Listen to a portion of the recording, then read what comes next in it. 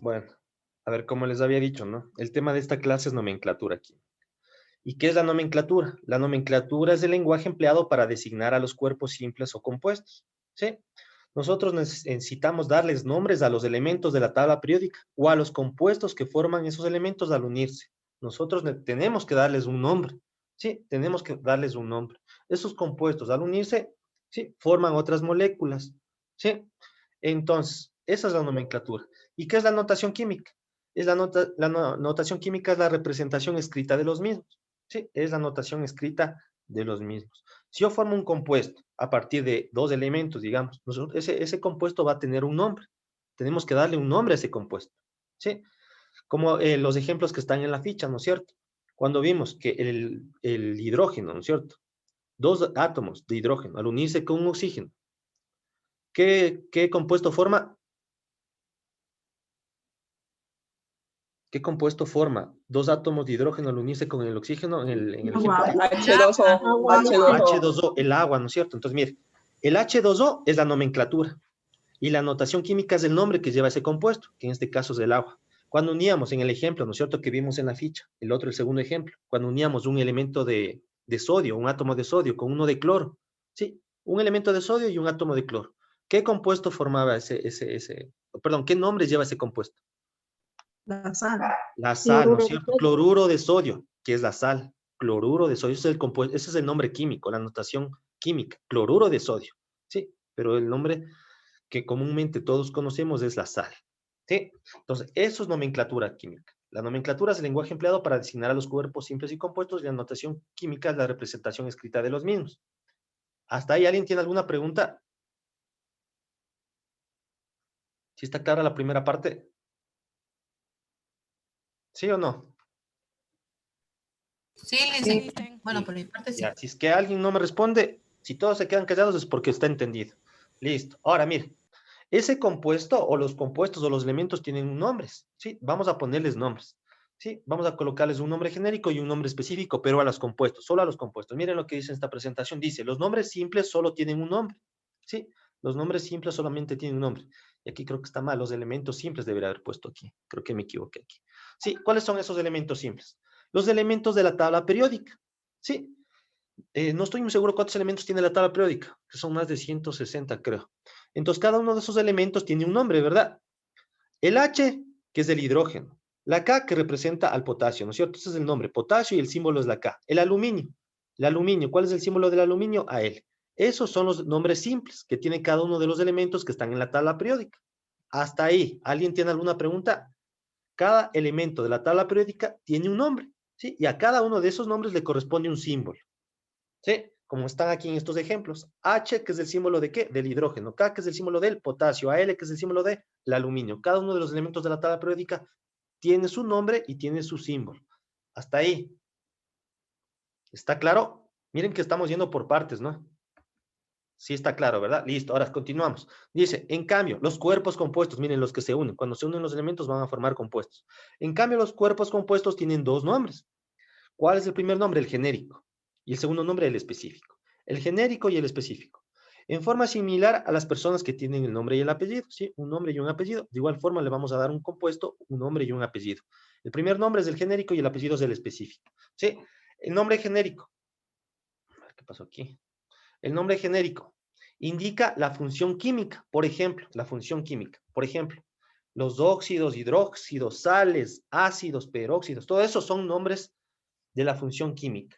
¿Sí? El nombre genérico es el primer nombre, ¿no? Óxidos, hidróxidos, ácidos, sales. Todos estos compuestos químicos los vamos a ir viendo por parte, ¿no? ¿Sí? Porque algunos no sabrán ni lo que son los óxidos, no sabrán lo que son los hidróxidos, pero cada uno de estos compuestos o de estos compuestos los vamos a ir a ver por partes. La siguiente clase o la siguiente semana vamos a ver los óxidos. Para la siguiente veremos los hidróxidos, para la siguiente veremos los ácidos. ¿Sí? Vamos a ver de manera individual la nomenclatura química de todos esos compuestos. ¿Sí? Pero aquí le está dando de una manera general, ¿no? El nombre genérico indica la función química. Ejemplo, los óxidos, hidróxidos, ácidos. ¿Sí? Lo hacen por medio de un grupo característico llamado grupo funcional. El nombre específico. Ahora, ¿qué es el nombre específico? Indica el elemento característico. ¿Sí? El elemento que le da una característica específica, ¿sí? Al compuesto. ¿Sí? Ese es el nombre específico. Aquí tenemos algunos ejemplos. Miren, cuando yo uno estos elementos, ¿no? Que es el potasio, oxígeno, hidrógeno y el hidrógeno, voy a formar un compuesto, que es el hidróxido de potasio. Hidróxido, ¿sí? Es el nombre genérico. De potasio es el nombre específico. Otro compuesto que es cuando uno el elemento de calcio con el oxígeno, ¿sí? Es el óxido de calcio. Mire, son compuestos distintos, ¿no? Una cosa son hidróxidos y otra cosa son óxidos. Son compuestos totalmente diferentes. Aquí estoy formando un óxido, el óxido de calcio. El nombre genérico es óxido y el nombre específico es de calcio. Acá tenemos otro compuesto, que es el ácido clorhídrico, ¿sí? El ácido clorhídrico. El nombre genérico, sí, es ácido y el nombre específico es clorhídrico. Sí, estamos hablando de cosas totalmente diferentes, ¿no? Es como si yo estuviera aquí mezclando frutas. Aquí tengo manzanas, acá tengo peras, acá tengo sandías. Compuestos totalmente diferentes, frutas totalmente diferentes. ¿Sí? ¿Está claro lo que acabé de explicarles? Sí, ¿verdad? Vamos a la siguiente. Miren, la disposición de los átomos y forma de nombrarlos. ¿Cómo vamos a nombrar a cada uno de esos compuestos? En primer lugar, dice, se escribe el elemento de menos electronegativo, vale decir la parte más positiva, o el elemento más electropositivo. ¿Sí? ¿Cuáles son los elementos más electropositivos? Los metales, el hidrógeno y los metales. Miren, en este orden van a ir los elementos, la electronegatividad. Va a ir incrementando de esta manera, de izquierda a derecha. ¿Sí? Metal, hidrógeno, no metal. ¿Sí? Acá, en esta parte de acá, a ver qué pasa, no puedo, ya. Miren, si ven esta gráfica de aquí, ¿verdad? Sí, Sí, listo. Sí, Miren, listo. esa imagen que está ahí está representando a mi tabla periódica. ¿Sí? Si ven que es la forma de la tabla periódica, sí. Sí, listo. ¿verdad?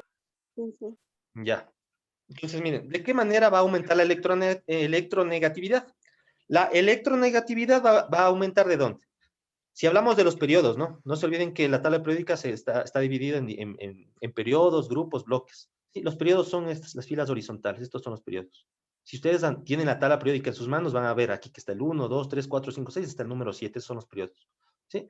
La electronegatividad va a aumentar de arriba hacia abajo. ¿Sí? Y la electronegatividad va a aumentar ¿de qué? De izquierda a derecha. Sí, perdón, acá me equivoqué. La electronegatividad va a disminuir de arriba hacia abajo. De arriba hacia abajo disminuye la electronegatividad. Y de izquierda a derecha, la electronegatividad aumenta. ¿Sí? Aumenta. Ahora, algunas personas me dirán, ¿pero qué es la electronegatividad? ¿Sí? Es la capacidad que tienen los átomos para atraer electrones. Eso es la electronegatividad. Es la capacidad que tienen algunos elementos, algunos nada más, no solamente algunos. Es la capacidad que tienen algunos elementos para atraer electrones y formar compuestos. ¿Sí? Atraen electrones de otros elementos para formar compuestos. ¿Sí? Eso es la electronegatividad. Tomarán apunte porque esa definición no está colocada aquí, ¿no? La electronegatividad es la capacidad que tienen los elementos para atraer electrones a sí mismos, ¿sí? De otros elementos para formar los compuestos, ¿sí? La electronegatividad disminuye de arriba hacia abajo y aumenta de izquierda a derecha, ¿ya? Entonces, miren, de esta manera, los metales son los elementos menos electronegativos, ¿sí? Los menos electronegativos, o sea, no tienen tanta capacidad de atraer electrones, ¿sí? No tienen la capacidad de atraer electrones. Luego viene el hidrógeno, ¿sí? El hidrógeno siempre en los compuestos va a ser clave, ¿sí? Va a ser clave y eso lo vamos a ver más adelante cuando formemos los compuestos, ¿sí? Y los no metales. Los no metales son los elementos más electronegativos, ¿sí? Los no metales son los elementos más electronegativos y por lo general los no metales se encuentran por acá, ¿no? Si ustedes analizan su tabla periódica van a ver que por ahí se encuentran los no metales, ¿sí? ¿Hasta ahí alguien tiene alguna pregunta? Nadie, ¿verdad? Dicen que nos repita lo de la electronegatividad, no alcancé Ya. a copiar todo. La electronegatividad es la capacidad que tienen los elementos para atraer electrones de otros elementos y de esa manera formar los compuestos. ¿Sí? Eso es la electronegatividad. Mire, en el punto 2, ¿qué pasa? En el punto 2 dice, en segundo lugar se escribe la parte. ¿Cómo vamos a nombrar los compuestos? Dice, ¿no? Ese es el título de esta presentación. En segundo lugar se va a escribir la parte más electronegativa y se nombra en primer lugar. En segundo lugar, se escribe la parte más electronegativa y se nombra en primer lugar. Mire, de esta manera. Aquí tenemos un compuesto, miren, que es el cloruro de sodio. El átomo o el elemento de sodio, si lo combino con el cloro, forma un compuesto que se llama cloruro de sodio, que es la sal, ¿no es cierto? El sodio, ¿en dónde se encuentra ubicado el sodio en la tabla periódica? ¿En qué grupo? No se olviden que los grupos son las columnas, ¿no? 1A. Está por aquí, ¿no es cierto? Aquí está ubicado, a ver, voy a colocar. Aquí está ubicado el sodio, ¿sí o no? Por aquí, en este grupo, ¿verdad? En el 1A, ¿cierto? Sí. Por lo tanto, si hablamos de electronegatividad, la electronegatividad del sodio, ¿será baja o será alta? Baja. Baja porque Miren que la disminuye. electronegatividad crece de izquierda a derecha, o sea que el sodio va a tener una electronegatividad baja. ¿Sí? Entonces, cuando nosotros queremos formar compuestos, el elemento que se debe colocar en primer lugar es el elemento menos electronegativo. ¿Sí? Menos electronegativo. Y el elemento que voy a colocar después va a ser el elemento más electronegativo. Ejemplo, aquí está el cloro. ¿En qué grupo se encuentra ubicado el cloro? En el 7A, creo, ¿verdad? Sí. Está por 7A. acá, ya está más o menos por aquí está, digamos que está. ¿Sí? El cloro, ¿va a ser un elemento altamente electronegativo o no? Sí. Sí, entonces, miren, los elementos más electronegativos se colocan en segundo lugar. Listo. De esa manera vamos a colocarlos o formar los compuestos. Sí, primero coloco el elemento menos electronegativo y luego el elemento más electronegativo. Sí. Por ejemplo, alguien me coloca la fórmula del cloruro de sodio de esta manera, miren. ClNa. Y me dicen que esta es la fórmula del compuesto cloruro de sodio. ¿Está bien o está mal? Está mal. Está mal. Primero se coloca el elemento que es menos electronegativo, y luego se coloca el elemento más electronegativo. ¿Sí? Este es el orden en el cual se deben colocar los elementos. Esa parte está entendida, ¿verdad? Sí, ¿verdad? Listo. Y ahora, pero ahora, ¿cómo le doy el nombre? ¿Cómo le doy el nombre? Para darle el nombre, primero menciono el elemento que está en el segundo lugar, o sea, el cloro. Esta es una sal, ¿no? Cloruro, y luego el elemento que es menos electronegativo, que está en primer lugar, cloruro de sodio. Mire, de esa manera se va a dar el nombre a los compuestos. Primero se nombra el elemento que está en el segundo lugar, y luego el elemento que está en primer lugar. ¿Hasta ahí está claro o no? ¿Sí? Sí. Acá tenemos otro compuesto, mire. No, No, ¿cómo que no? no le entendí. A ver, para yo poder formar un compuesto, yo voy a unir dos elementos, ¿verdad? En este caso, en el primer ejemplo, yo quiero unir el sodio, que es un elemento, un átomo, y el cloro. Si uno esos dos elementos, voy a formar un compuesto. Pero ¿cómo voy a colocar la ubicación de cada uno de esos elementos? Primero debo colocar el elemento menos electronegativo. Y el elemento menos electronegativo es el sodio, porque se encuentra ¿dónde? En el grupo 1A. Si usted tiene la tabla, todos deben tener la tabla periódica, ¿no? Si no, no se van a dar cuenta de lo que estamos hablando. Sobre todo los estudiantes que son nuevos. El sodio se encuentra ubicado en el grupo 1A, aquí. Aquí se encuentra ubicado el sodio. Por lo tanto, el sodio es menos electronegativo. No se olviden que la electronegatividad aumenta de ¿qué? De izquierda a derecha y disminuye de arriba hacia abajo. Entonces, el sodio va a ser el elemento menos electronegativo si lo comparo con el cloro. ¿Sí? Porque el cloro se encuentra ubicado ¿dónde? En el grupo 7A, que está acá. El cloro es el elemento más electronegativo. En primer lugar, yo debo colocar que el elemento menos electronegativo, que es el sodio. Y en segundo lugar, el elemento más electronegativo. Entonces, la fórmula queda descrita como está aquí. Como está aquí, de esta manera. Primero el sodio y luego el cloro. ¿Sí? Primero el sodio y luego el cloro. ¿Por qué primero el sodio? Porque el sodio es el menos electronegativo. ¿Y por qué después el cloro? Porque el cloro es el elemento más electronegativo. Si usted me coloca la fórmula así, primero el cloro y luego el sodio, esto está mal. ¿Sí? Esto está mal. Primero se coloca el elemento menos electronegativo y luego se coloca el elemento más electronegativo. Y para dar el nombre al compuesto, primero se menciona el elemento que se encuentra en el segundo lugar, que en este caso es el cloro. Esta es una sal, por eso se llama cloruro. Todos los compuestos que son sales terminan en uro, cloruro, bromuro, ¿sí? Porque son sales, pero eso lo vamos a ver más adelante, como les digo, ¿no? Entonces, miren, este compuesto se llama cloruro. Primero le debo nombrar al elemento que se encuentra aquí, ubicado en el segundo lugar. Y luego termino nombrando el elemento que se encuentra ubicado en el segundo lugar, cloruro de sodio. Y lo mismo va a pasar con los otros compuestos que están aquí. ¿Sí? Acá tenemos un ácido, HCl. Primero, este es un ácido, porque está formando con el hidrógeno. Como es un ácido, aquí no se va a decir cloruro de hidrógeno, ¿sí? Porque este es un ácido. También lo vamos a ver más adelante. Este se llama un ácido clorhídrico. Acá, este de acá también es otro ácido.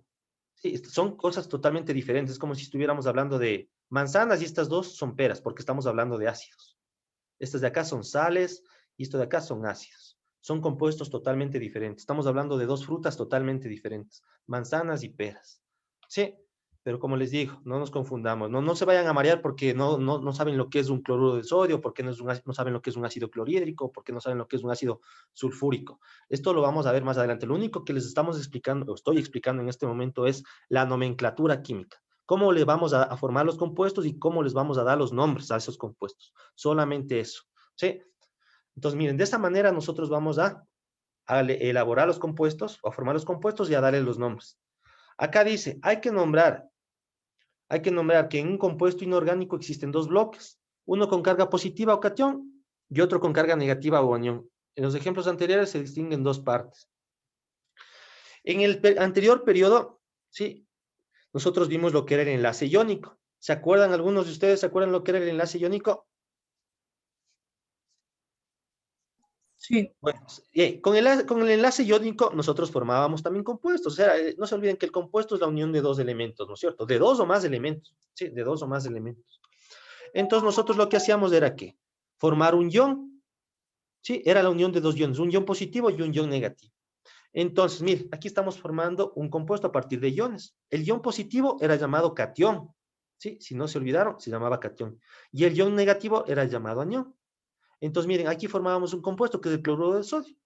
En este caso, el ion sodio es un ion positivo. ¿Por qué? Yo en el anterior periodo les había explicado. El sodio es un metal. Por lo tanto, los metales tienen tendencia a ¿qué? A ganar o a perder electrones. Eso les había explicado en el anterior periodo. Los metales tienen tendencia a ganar o perder electrones. A perder A electrones. A perder perder. electrones, ¿no es cierto? perder. Y no se olviden que los electrones tienen carga eléctrica positiva o negativa.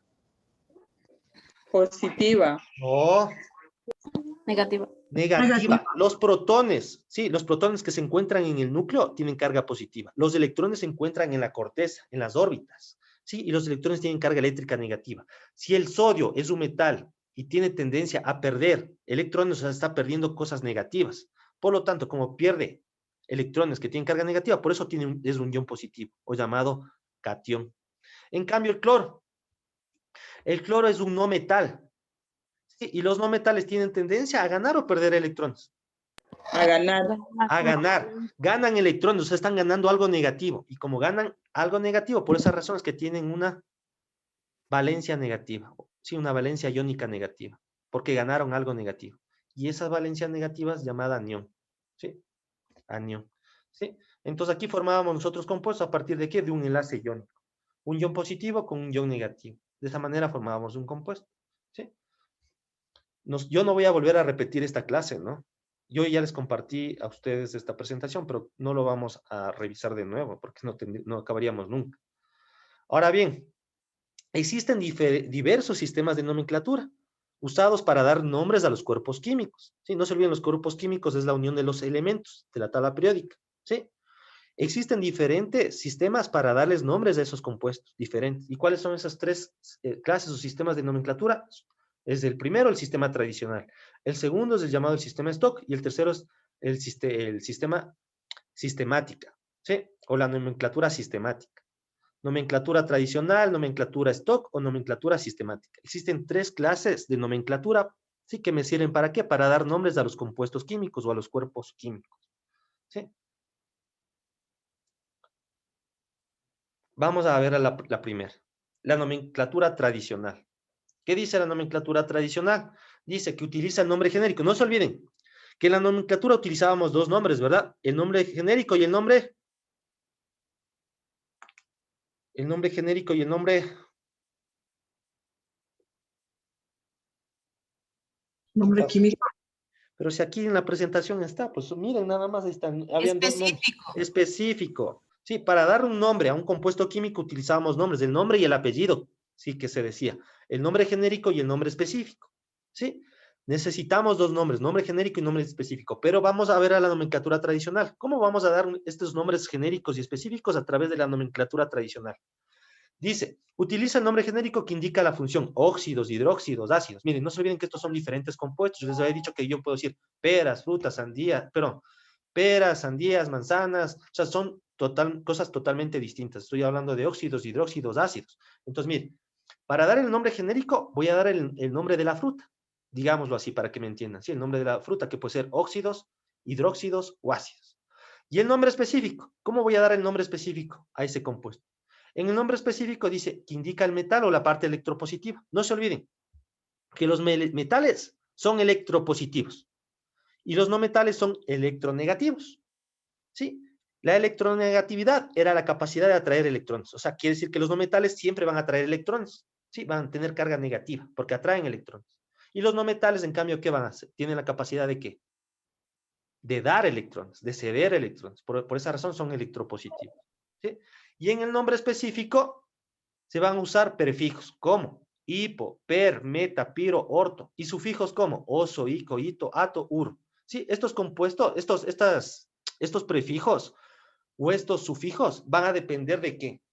Del compuesto que esté formando, que pueden ser óxidos, hidróxidos, ácidos, sales. ¿Sí? Depende de eso los prefijos, pero eso también lo vamos a ver más adelante. Pero no se olviden, en la nomenclatura tradicional, el nombre genérico va a ser el nombre de la fruta. ¿Sí? Ese va a ser el nombre genérico. Y en el nombre específico, ¿sí? Vamos a utilizar prefijos como hipo, per, meta, piro, orto, y sufijos como oso, ico, ito, ato, ur. Y aquí tenemos unos ejemplos. Mire, aquí tenemos el primer ejemplo. Aquí se está uniendo el átomo de aluminio con el yodo, ¿sí?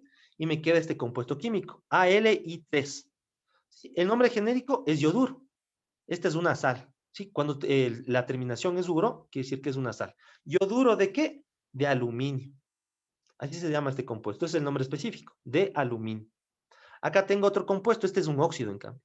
¿Sí? Es otra fruta totalmente distinta. ¿Sí? Este se llama óxido. Mire, este es el nombre genérico. El nombre de la fruta se podría decir así. ¿Sí? El nombre de la fruta. Óxido. Y el nombre específico es el nombre del metal, ¿sí? Del elemento electropositivo. En este caso es ferroso. La terminación es oso, o el sufijo es oso. ¿Sí?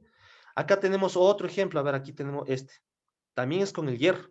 ¿Sí? Fe2 o 3. También es un óxido. Pero este es otro óxido totalmente distinto. Digamos que esta fruta es un poco más grande, ¿ya? Estamos hablando de óxidos, ¿no? Pero esta fruta es un poco más grande, es distinta, digámoslo así, ¿ya? Y este compuesto se llama óxido férrico, ¿sí? El nombre genérico es óxido y el nombre específico férrico, ¿sí? De esa manera vamos a dar los nombres a los compuestos químicos a través de qué nomenclatura? De la nomenclatura tradicional, ¿sí? Nomenclatura tradicional. Y aquí tenemos más ejemplos. No nos vamos a enfocar en estos ejemplos porque estamos hablando de cosas un poquito complicadas en este momento, entonces no me van a entender qué compuesto es el CAS, no vamos a saber. Solamente quiero que quede claro, cómo vamos a dar nombres a través de la nomenclatura tradicional. ¿Sí? Para dar el nombre genérico, es el nombre de la fruta. Pueden ser óxidos, hidróxidos, ácidos, sales. ¿Sí? Y para dar el nombre específico vamos a usar prefijos y sufijos. Prefijos como hipo, per, meta, piro, orto, y sufijos como oso, ico, ito, ato, ur, en la terminación de los elementos. ¿Sí? El primer elemento va a ser la fruta, y el segundo elemento voy a colocar, en este caso van a ser los elementos electropositivos, que van a ser los metales, aluminio, hierro, fósforo, bario, sodio, calcio.